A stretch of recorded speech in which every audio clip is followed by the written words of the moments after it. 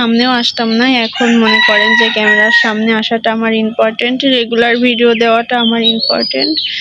কারণ জীবনে বাঁচতে হলে না টাকার প্রয়োজন হয়, আর টাকার প্রয়োজন কখনোই জানেন যখন মানুষ নিরুপায়। মানে কেউ এতটুকু বিশ্বাস করে, এতটুকু ভালোবেসে কেউ কখনো আমাকে বলেনি যে কেন কান্না করতেছো, কি হয়েছে, ভালো কি মন্দ, এসব কিছুই আমাকে কখনো কেউ বলে নাই। আসসালামু আলাইকুম, কেমন আছেন আপনারা সবাই? আশা করি যে যেখানে আছেন ভালো আছেন, সুস্থ আছেন। আলহামদুলিল্লাহ, আপনাদের দোয়া এবং ভালোবাসায় আমিও মোটামুটি ভালো আছি, সুস্থ আছি। তো অনেক দিন বলতে প্রায় 2 থেকে 3 মাস পর আমি ক্যামেরার সামনে আসলাম আজকে আপনাদের সঙ্গে কিছু কথা শেয়ার করার জন্য আর কি। তো এতদিন কেন ভিডিও দেই নাই আর কেন ভিডিও দেওয়া হয় নাই সেগুলো আমি শেয়ার করব আপনাদের সঙ্গে।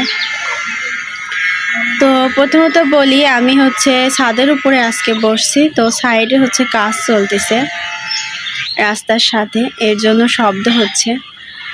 আর এই শব্দ হওয়ার কারণে কথা হয়তো আপনারা বুঝতে পারবেন, কিংবা শব্দ হওয়ার কারণে একটু সমস্যা হবে বুঝতে। এই জন্য আমি আন্তরিকভাবে দুঃখিত আপনাদের কাছে। তো যাই হোক, আমি কিন্তু প্রতিদিন ভিডিও আগেও ছাড়তাম না, আর ছাড়লেও 2-1 দিন পর পর, কিংবা 5 দিন পর, কিংবা 10 দিন, 15 দিন, 1 মাস এরকম ভিডিও ছাড়তাম। আর তারপরেও ভিডিওতে সেরকম ভিউজ না হলে ভিডিও ছাড়তে ইচ্ছে করে না। তারপরেও আগের ভিডিওতে অনেকে কমেন্ট করছে, আপু কেন ভিডিও ছাড়ো না, আর তোমার ভিডিও ভালো লাগে, তারপরে এতদিন হয়ে গেল চ্যানেলে কোনো প্রবলেম হয়েছে কিনা। তো আসলে চ্যানেলে প্রবলেম হয়েছিল, সেটা আমার জন্যই হয়েছিল। যাই হোক, বিস্তারিত সব কিছুই আপনারা জানতে পারবেন আমার সঙ্গে থাকলে। তো আমি চ্যানেলটা যে সিমটা দিয়ে উঠাইছিলাম, সেই সিমটা আমার হাজবেন্ডের ছিল, আমার বাবুর আব্বুর। তো বাবুর আব্বু ওই সিমটা উঠাই নেওয়ার পরে আমার চ্যানেলটা গুগল থেকে অটোমেটিক লক করে দেওয়া হয়। আর গুগল থেকে অটোমেটিক চ্যানেলটা ব্লক করে দিলে তো আর ভিডিও ছাড়া যায় না, তারপর অনেক প্রবলেম হয়। তো আমি চ্যানেলটা সারবার জন্য অনেক জায়গায় দৌড়াদৌড়ি করছি, এর কাছে গেছি, ওর কাছে গেছি। মানুষে যে কথায় বলে না, মানুষ যখন বিপদে পড়ে তখন কেউ তাকে হেল্প করতে চায় না, আর হেল্প করলেও তাকে সুযোগ খোঁজে কিভাবে তার কাছ থেকে টাকা খাওয়া যায়, কিংবা কিভাবে কি করা যায়। এটা স্বার্থের দুনিয়া, ঠিক আছে। এই জন্য আমি অনেকজনের কাছে যাই চ্যানেলটা সারবার জন্য, কিন্তু চ্যানেলটা আমি কিছুতে সারতে পারি নাই। তারপরে এক কথা অনেক দৌড়াদৌড়ি করতে হয়েছে আমার চ্যানেলটা সারবার জন্য। তো আমি এই চ্যানেলটা কত কষ্ট করে সারছি আপনারা জানেন, হয়তো বা জানলে আপনারাও অবাক হবেন যে একটা চ্যানেলের জন্য একটা মানুষ এত কিছু করতে পারে। তো যাই হোক, আপনারা আমার ভিডিও দেখলে আস্তে আস্তে বুঝতে পারবেন যে আমি কিভাবে চ্যানেলটা ছাড়ছি, আর সব ভিডিও আপনি আপনাদের সঙ্গে শেয়ার করব আর কি। তো চ্যানেলটা যখন আমি প্রথমবার একটা ভাইয়া কম্পিউটার দোকানে গিয়েছিলাম, ওই ভাইয়াটা আমার কাছ থেকে অনেক টাকা চাইছিল, বুঝছেন। আর আমার তো এই সময় এত টাকা দেওয়ার মতো ক্ষমতা নাই, তো অনেক টাকা চাইছিল। প্রায় বলছিল আমাকে 10,000 টাকা দিলে আমি সারিয়ে দিব। তো আমি চ্যানেলটা সারবার জন্য ভিডিও দেখতাম, তারপরে শর্ট ভিডিও দেয় না যেগুলো, ওইগুলো দেখতাম কিভাবে চ্যানেলটা সারা যায়, কিভাবে কি করা যায়। আর আমার চ্যানেলের পাসওয়ার্ড খুব কাছের জনাই জানতো। আর যারা আমাকে চ্যানেল খুলে দিছিল তারা আমার সাথে এরকম ধরনের কোনো কাজ করবে না, আমি জানি। কারণ মানুষ বলে না, মানুষের শত্রু হলেও বিশ্বাসঘাতকতা করে না, তারা আমার সাথে বিশ্বাসঘাতকতা কখনো করবে না। তো আমি লাস্টে যখন আমি ওই কম্পিউটার দোকানে যাই, তখন দোকানদার বলল গুগল থেকে তোমাকে চ্যানেলটা ব্লক করে দেওয়া হয়েছে। এর আগেও আমি যখন এই চ্যানেলটা প্রথম খুলি, মনিটাইজ অন হওয়ার পরে আবারও প্রথমে আমাকে চ্যানেলটা গুগল থেকে ব্লক করে দেওয়া হয়। তো প্রথমে ব্লক করে দেওয়া হয়েছে, দ্বিতীয়বারও ব্লক করে দেওয়া হয়েছে, তারপরে সারা হয়েছে। তো আমি 17 দিনের মতো বগুড়াতে ছিলাম। আর এই বগুড়াতে যেখানে ছিলাম সেখানে আমার আপন মামা না ওইটা, যাই হোক, মানুষ বিপদে পড়লে এক মামা আসে, মামা বলো যাই বলো জানি না, কিন্তু সে আমাকে নিজের মেয়ের মতো করে রাখছে। মানে সে আমাকে অনেক ভালোবাসছে, ঈদটা তাদের বাসায় করছে। তো যাই হোক, তার কাছে আমি সারা জীবন কৃতজ্ঞ। সে আমাকে মানে আগলে রাখছে এক কথায়, নিজের মেয়ের মতো। তো সেখানে থাকতাম, ওইখানে হচ্ছে একটা ভাইয়া ছিল, ভাইয়ার হচ্ছে 2টা মেয়ে, আর ভাইয়া আর ভাবি। সেখানে ভাবির সঙ্গে হচ্ছে থাকতাম, সবসময় ঘুরতাম সারাদিন। আর মামার হচ্ছে একটা মেয়ে ছিল, উর্মি, ওই উর্মিটার সঙ্গে রাতে হচ্ছে ঘুমাতাম। তো যাই হোক, ওই ভাইয়া হচ্ছে আমার চ্যানেলটা সারিয়ে দেয়। সে হচ্ছে সফটওয়্যার ইঞ্জিনিয়ার। যাই হোক, একটা বড় হোস্টেলের হচ্ছে ওখানে সিকিউরিটি আর কাজ করে, কিন্তু সে অনেক উচ্চ শিক্ষিত। যাই হোক, ওখানকার হচ্ছে মানে একটা দায়িত্বে আছে। অত শত আমি জানি না, যে যতটুকু জানি ততটুকুই বললাম। তো আমার চ্যানেলটা হচ্ছে ঠিক করে দিছিল একজন, তো দেওয়ার পরে আবার হচ্ছে নষ্ট হয়ে যায়। তার কাছ থেকে আমি ঠিক করে নিই, সে আমার কাছে কোনো টাকাই নেই নাই। তো ওরকম ঠিক করে নিই, নেওয়ার পরে ওরকম 10 দিন কি 7 দিন যায়, যাওয়ার পরে আমি আবার ভিডিও যখন দিতে যাই, তখন মনে করেন আমার ওয়াইটি স্টুডিওতে ঢোকাই যায় না, আর ভিডিও দিতে পারতেছিলাম না। পরে আবার হচ্ছে ওই ভাইয়ার কাছে গেছিলাম, ওই ভাইয়াটা পরে আর ছেড়ে দেয় নাই আমাকে চ্যানেলটা। তো পরে আমি আর একটা হচ্ছে লোক মানে ওখানে থাকে, মানুষ কথাই বলে না, এখন কিন্তু মানুষ ভিডিও দেখেই অনেক কিছু করে। যেমন ধরেন চ্যানেল খুলে কিংবা শর্ট ভিডিও খুলে পাসওয়ার্ড চেঞ্জ করা বলো, সব কিছু ভিডিও দেখেই করে। তো পরে আমি অনেক ভিডিও দেখছি, চেষ্টা করছি, পারি নাই। পরে ওই ভাইয়ার কাছে গেছিলাম, ভাইয়া হচ্ছে নাইট করার কারণে অনেক ক্লান্ত ছিল, আমাকে নেক্সট ডে করে দেয় নাই, প্রথমবার এমনি এমনি করে দিছিল আর কি। তো করে না দেওয়ার পরে পরে আমি কম্পিউটারের দোকানে যাই, ওখান থেকে আমার কাছে 10,000 টাকা চাইছিল। পরে আমি টাকাও দেই নাই, বলছিল প্রথমবারের মতো তোমাকে আমি করে দেবো, 10,000 টাকা দিবা। পরে আমি টাকাও দেই নাই, কিছু মানে করি নাই। করার পরে আমার চ্যানেলটা মনে করেন ওরকমই ছিল, আমি ভিডিও ছাড়ি নাই।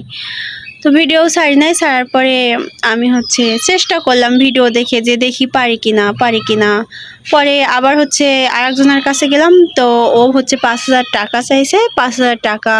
পরে আমি ভাবতেছি যে না, আমার তো হচ্ছে চলতে হবে, আমার চলতে হবে, যেহেতু আমি প্রথম পেমেন্ট পাইছি, এখানে ভিডিও দিলে কিছু টাকা পাবো অবশ্যই, কারণ এখান থেকে কিছু আসবে আমার। এই চিন্তা ভাবনা নিয়ে আমি হচ্ছে তাকে 5,000 টাকা দেওয়ার জন্য রাজি হয়ে যায়।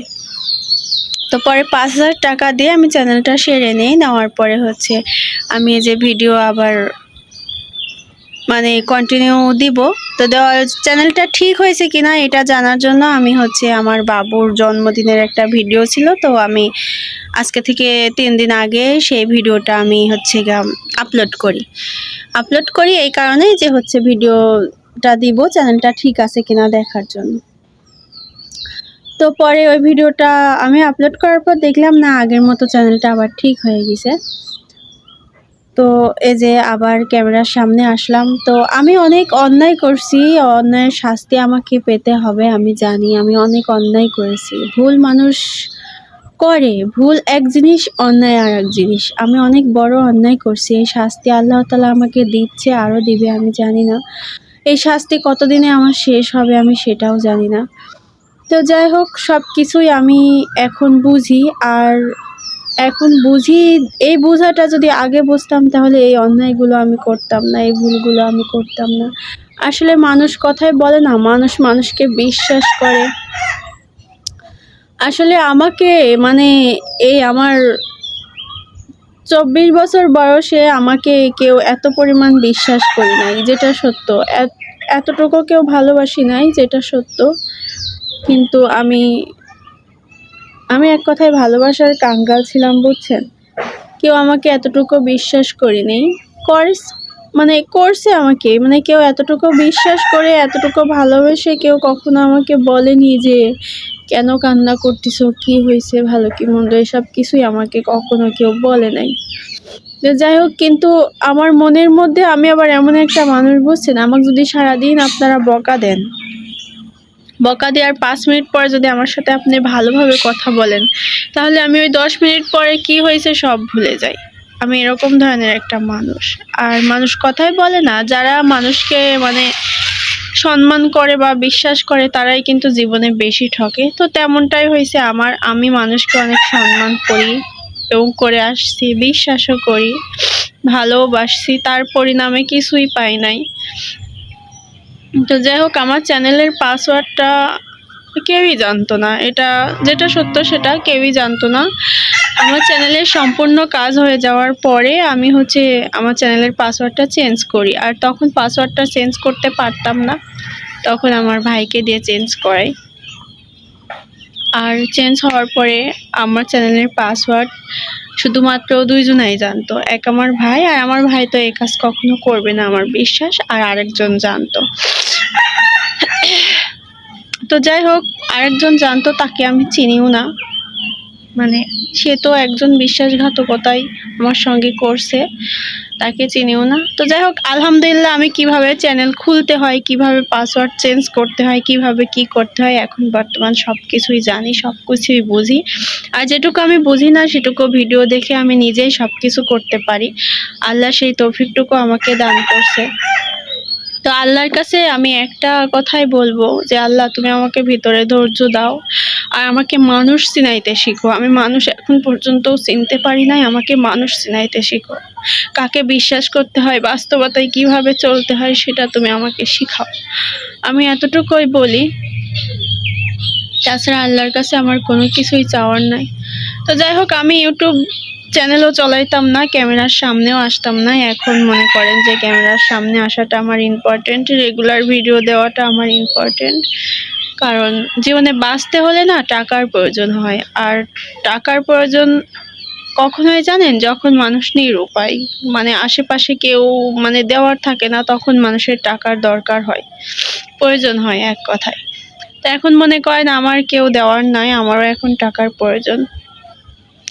তো আপনারা সবাই দোয়া করবেন, চাকরির জন্য ঘুরতেছি, আমি যেন একটা ছোটখাটো চাকরি পেয়ে যাই। তো আজকের মতো এ পর্যন্তই। সবাই ভালো থাকবেন, সুস্থ থাকবেন, আর সবাই দোয়া করবেন। কালকে আবারও নতুন একটা ভিডিও নিয়ে আপনাদের সামনে আসবো। এ পর্যন্ত সবাই সুস্থ থাকবেন, আর যারা যারা আমার চ্যানেলটিকে সাবস্ক্রাইব করেননি তারা ভালো লাগলে সাবস্ক্রাইব করে দিবেন। আল্লাহ হাফেজ।